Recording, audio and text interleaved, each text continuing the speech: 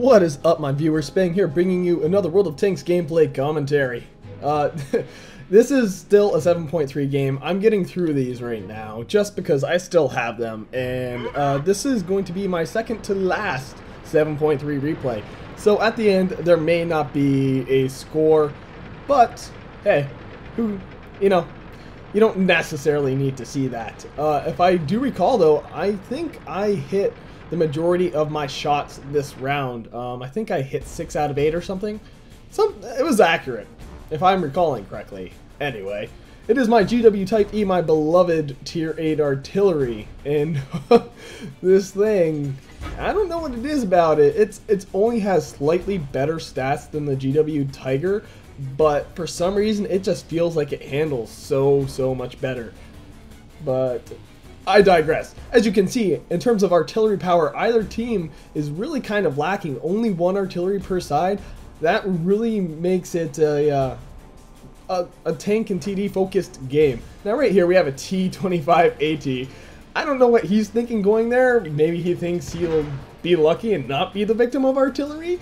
I mean, he might be just taking the gamble of, hey, there's only one artillery. What are the chances he's looking at me? And I say, pretty damn good. Hope you enjoyed your life while it lasted, buddy. Didn't quite kill him, and there's no way I'm going to waste another shot on him. I'm kind of playing the whole I don't want to die to counter artillery game, so I take a shot and I move.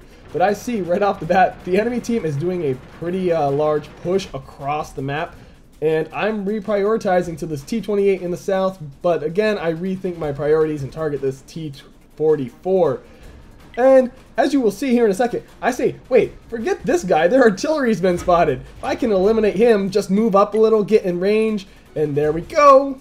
That's one thing I've noticed about some of the higher tier artillery, just they don't have the greatest extended range. They can't even shoot across the entire map. I let my team know I'm attacking them. I did the whole, hey, I'm attacking this guy thing, fire the shot, and right off the bat, wait for it, there it is. Got you indeed. So, yeah. Right off the bat, eliminating their artillery within the first 2 minutes of the game. And, you know, it's, like I said, right at this point, that gives me free reign to just fire without any fear of counter artillery. Even if I get spotted by someone, as long as they don't shoot and kill me, I don't have to worry about artillery raining down upon me. So that frees me up to basically just do whatever the hell I feel like. And the enemy team is going to regret not keeping that scout out of their base and not keeping their artillery alive here very shortly. T-34, he's just sitting there, gets hit for 943. You know, he's hating his life, just took away over half his health, approximately, what is that, 62%? Yeah, hope you enjoyed that, buddy. Again, it's just now I have free reign to rain death everywhere, and it's all because I counter artillery their artillery. It really does free me up to do whatever I want, and it frees my team up to not having to worry about artillery ruining their day. As you can see, they're doing a southern push, and a lot of times you do not want to push around that corner because it leaves you vulnerable to artillery.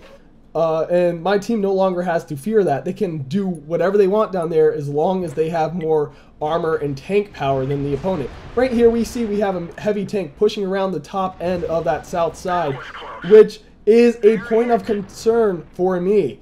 Definitely I don't want to get shot. That T-32 not really seeing me yet. As you can see, my sixth sense hasn't come into effect, so he's not really doing anything dangerous, and IS will not be able to handle him, especially at that low of health. That T-32 has won this engagement. But I'm going to try to help out my buddy here in a second. I'm still reloading, and I let my team know, hey, I'm going to shoot this guy because it's a matter of self-survival. We have a medium coming towards me, but he will indeed not decide to go for artillery, but circle around. I ping it. Nope, someone else pings it, just to let the team know, hey, you're getting flanked. That medium probably should have headed for me a little more, but right now I'm completely focused on this T-32. My shell falls a little short, and I don't even get splash damage on the guy. He gets lit up there a bit by the Tiger 2, and I think there is a, yeah, the Tiger 2 is the primary thing shooting him there. There's an IS as well, and he's almost dead. So with that no longer a primary concern, I kind of just focus my attention elsewhere. I focus my attention on their only tier 10 to the north, but at the same time I see this T-44 and say, hey, they aren't really killing him. I'm going to help out our T-44. Object 704 getting a great hit on that T-44, you know, really just hurting him. I'm waiting for him to move a little away from the T-54, make sure there's no damage. I will kill my friend, and right as soon as he was there, I nailed him. So, taking care of that threat to me. Northern push doing a little, not as well as it should be. It is hurting at this point. I'm looking at this T-54 trying to help my team out, which is getting flanked from the rear. Medium playing like he's meant to. Basically use his speed to get around the enemy and hit him from behind, hit him on the side. This T-54 causing problems, especially with that push to the other part. We have our T-54 coming up on him. Now, he will try to get a shot on him, I believe, but I'm just, yep, hits him and tracks him. Thank you ever so much. He repaired the track, but it wasn't soon enough.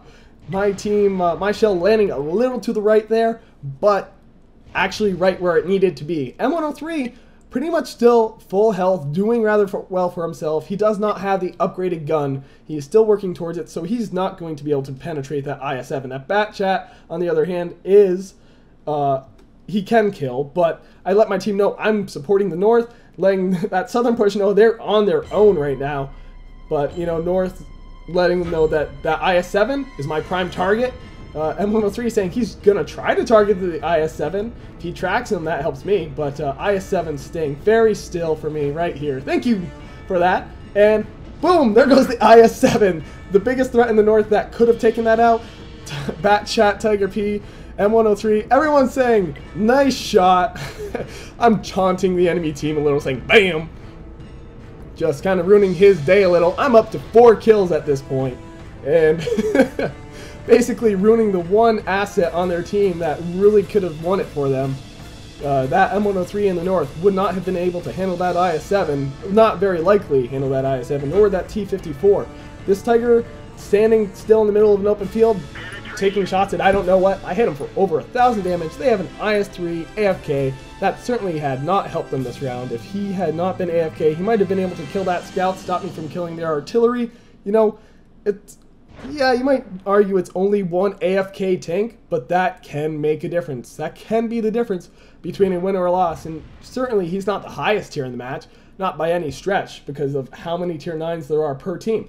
But still, he could have helped his team win. I'm going to take a shot at this IS-3 right here. I don't believe I get a direct hit. Nope, I splash him for 503, just kind of helping my team kill him a little faster, because this IS... not a point of concern at all. IS-3 dying to that M103. I didn't have to wait and see that happen. I knew it was coming. Southern push being very successful. M103 getting a little close to that IS. And, you know, if I had reloaded in time, I would have been, like, basically, I don't agree with that type of strategy. If you have artillery supporting you, you should never really push up that close. Anyway, that is the end of the round. As you can see, the loading, the final screen, the whatever, I'm not quite sure what you call it, the end of round statistics screen, doesn't show up because, like I mentioned, this is a 7.3 replay. It doesn't quite work compatible with 7.4. My team absolutely steamrolling the enemy team. Myself getting 4 kills, doing very well for myself.